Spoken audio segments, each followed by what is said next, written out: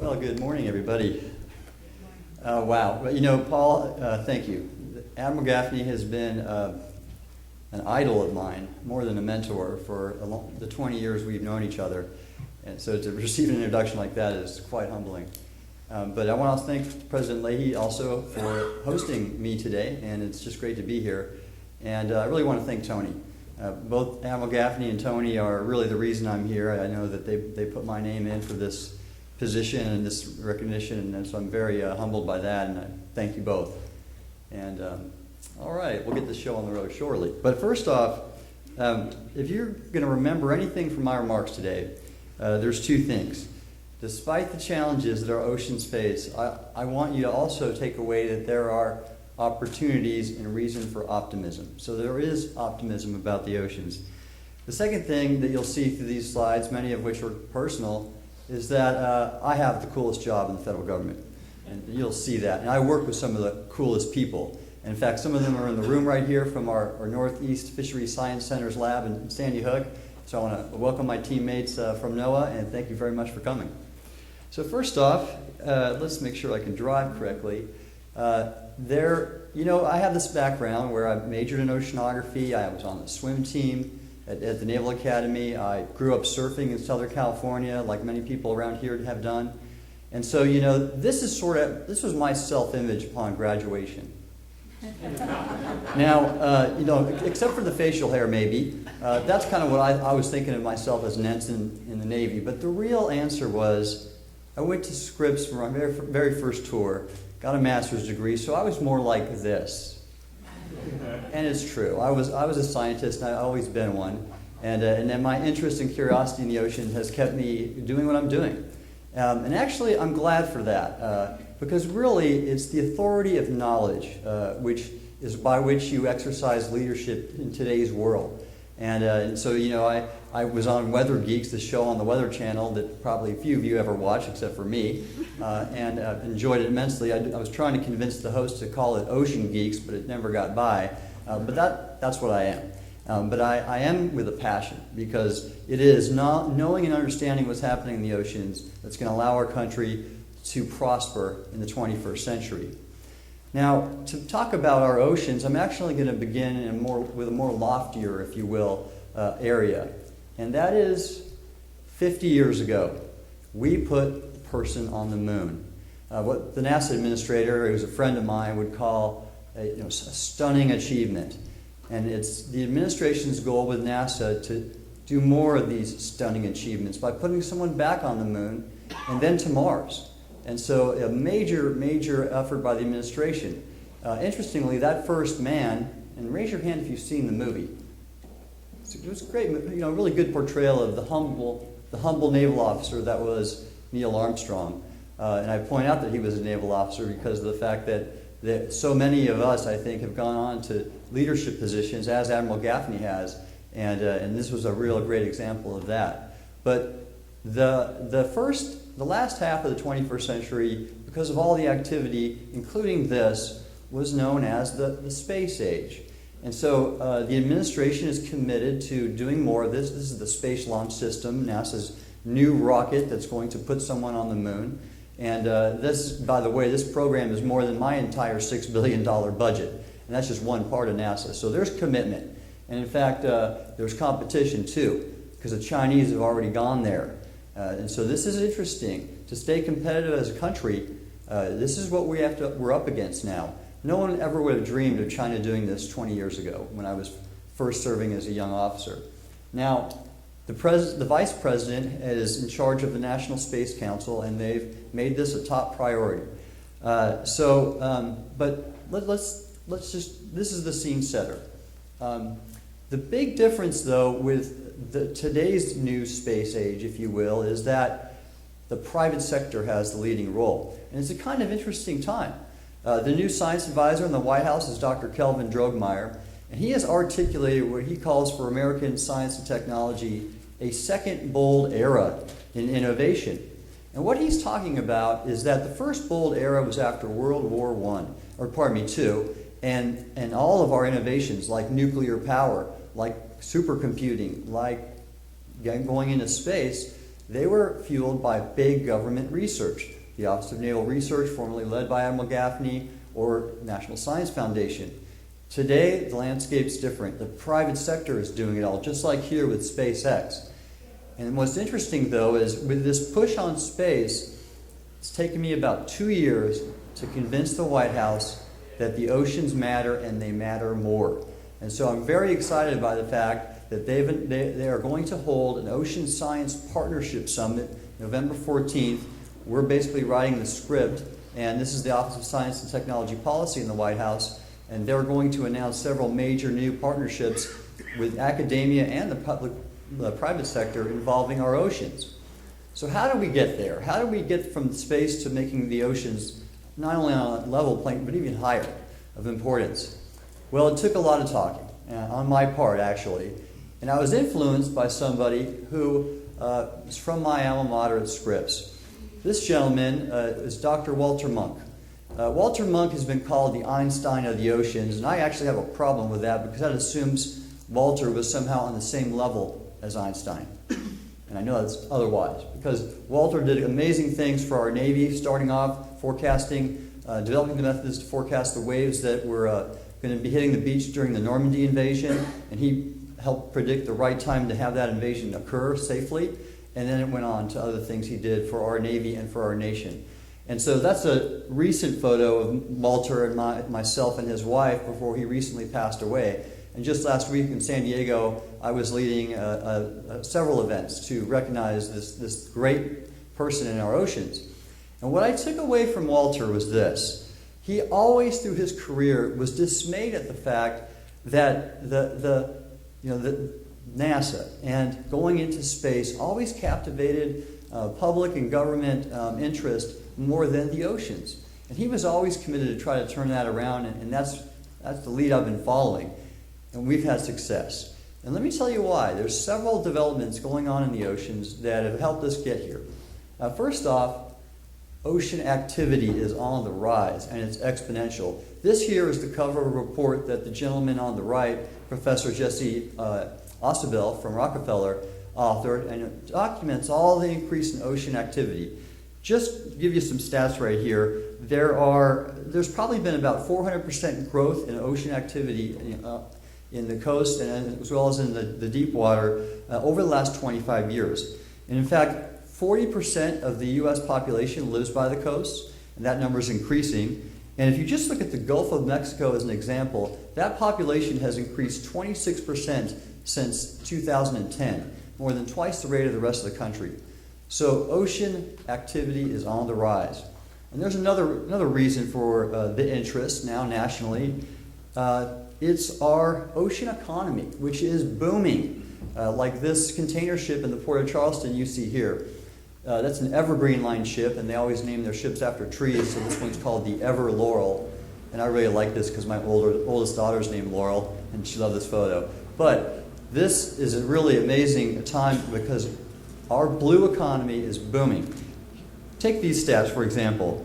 Just in the last 4 years, our blue economy GDP, if you will, has risen 17%. All of the economic activity in our ports, for example, have generated $5.4 trillion of income and activity. That is 1/4 of U.S. GDP. It's a huge number. So we are an ocean nation and a maritime nation. And the demand for ocean commerce is going to double by 2025 and triple by 2030. That is a rapid ascent. And so our prosperity hinges on our oceans. But there's competition, and that's the next area of interest. And that is, we have returned to what they call great power competition. This here is a Chinese amphibious assault ship. And again, 20 years ago, when I was a young officer, I never would have dreamed of China actually challenging us, and now they are. And they're doing it on the oceans. Another reason for the national interest is that there's a rise in economic activity and ocean activity in the Pacific. So this here is how we're countering China. And it's not just by tropical vacations with your friends. This is a picture of Dr. Jim Riley, the U.S. Geological Survey Administrator, Assistant Secretary Doug Dominich for Insular Affairs and Interior, the President of Palau, and me. And we are meeting with the President of Palau for the U.S. Coral Reef Task Force this recently, and this is part of a campaign for us to increase our partnerships with Pacific Island countries as a counter to China. And I've actually flown 25,000 miles this summer to do it, visiting Tuvalu, New Caledonia, Fiji, and as I said, Palau. So the competition is up. Then there's the Arctic, and that's another area where leads me to the next item that's driving so much interest in the ocean. The Arctic is an ocean. This is me during my Navy days with a submarine in back of me in the Chukchi Sea, north of the coast of Alaska. And it was there that I was looking and getting firsthand evidence of the ocean change that's occurring, most dramatically up there. So ocean change is another driver of our interest in our oceans. And that's happening everywhere. And in fact, this right here is a photo of one of my scientists, Dr. Billy Sweet. He was being interviewed by Al Roker on the Today Show, and he was getting asked about sea level rise, which is increasing, and high tide flooding, which is dramatically increasing in some areas of the east coast like Norfolk. And so ocean change is another theme here. And then lastly, or second to last, ocean conservation is another area that the public has just grown in terms of their interest. And here you have a couple of interesting photos from our marine debris program, committed to basically preventing pollution and cleaning it up when it occurs. On the upper left is some of our NOAA scientists cleaning up debris in the Pacific, and on the lower left is one of our employees, Kevin O'Brien from our Pacific Island Fisheries Science Center, being interviewed on 60 Minutes about marine plastics. And this item is really so popular, it was the only one that got me into the Oval Office last year. And there I am with the President when he signed the Save Our Seas Act, which is all about reauthorizing our program to clean up ocean waste, and a really good program at that. Now, ocean technology is probably another area that's driven so much interest, and that's because it is rapidly advanced. Here on the left is Don Walsh and Jean Piccard in 1960 when they dove to the deepest depth in the Challenger Deep in the Bathurst Escape Trieste. That record was just beat by this gentleman on the right, Victor Vescovo, this year, where he not only dove on the Challenger Deep, he did it multiple times, and he dove on other areas of the deepest trenches in the ocean. And he is a private equity investor. So again, the private sector now is stepping up doing the great research and technology development, and we're going to harness that. So lastly, the last area that I'll talk about is ocean understanding.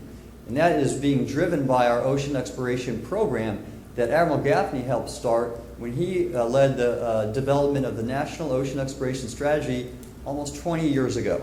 And that launched our program, which has been in place at NOAA for 10 years. And there you see a deep diving ROV from our ship Okeanos Explorer, where we are exploring the world's oceans now. Now we've only mapped explored 5% of the ocean volumes, and our goal is to increase that and actually map 30% of our exclusive economic zone by 2030. It's a great program, and so our goal is really to match the deep space research in the deep sea. Now, that's the scene setter. What I'd like to talk to now is about going forward. All these different lanes or threads about the ocean are converging right now. And where the last half of the 20th century was known as the space age, I wager that this first half of the 21st century will be known as the ocean age because of all this activity. And if we really want to harness the opportunities that the oceans have for us, it takes leadership. So ocean leadership is my theme.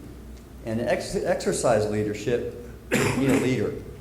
And NOAA is your leader for ocean science and ocean leadership in this country. And there are several elements of our leadership agenda. And I'll hit them just quickly. One is STEM education. Here I am at the National Aquarium, and I'm waving to a species I never expected to encounter in the aquarium. And that's the young students. And that is the kind of STEM outreach we are continuing to do more of. NOAA actually reached out, or actually funded with $100 million, 3,000 interns, scholars, and fellows last year. We're going to keep doing that, and that's the reason I'm leaving early today, is I'm going to go to the White House meeting on STEM education tomorrow. And an area we do this in a great way is our national marine sanctuaries, or national underwater parks. There you see a picture of me diving at our Thunder Bay National Marine Sanctuary, and the picture on the left is kayaking at our newest sanctuary, the first in 20 years, on the Potomac River, with a shipwreck in the background. And so this new sanctuary, we're going to have a large recognition event, and we're in November, and we're going to work to do this more, with several sanctuary expansions as well as new sanctuaries being designated this year. And all of this is getting great support from the White House, and we're extremely excited for it. There's another area of our leadership agenda, and that is diversity and inclusion. Here I am at an event last Saturday in Detroit, the Women of Color Awards. And those are two NOAA employees, Catalina Martinez on the right and Dr. Jameeth Sims, who received recognition as being pioneers in promoting diversity and being examples of that. And that's something we're really is going to be important for our leadership as a nation to ensure we have a diverse workforce, because diverse teams are better teams. Not every player on a team is a quarterback. You want all the positions covered. Part of the diversity agenda is preventing sexual assault and harassment. And this is a picture from Palau. My wife joined me. That's my wife on the left. And Karen has really fueled my energy for preventing and responding to sexual assault and harassment, because she was the victim of this in the Navy on her first ship. And I tell her story wherever I go to make our people feel empowered to not tolerate any kind of behavior like that. And so she's a hero to me for enduring and allowing me to share her story. Another part of our leadership agenda is technology. And here are three that we're developing strategies for that are transformative in what they are going to do for our mission and for our nation. Artificial intelligence, unmanned systems, and a thing called omics, which is basically microbiological big data. And all of those are underpinned by our cloud computing strategy, which is going to allow us to harness big data in a way that never could have been achieved before. Very exciting developments there.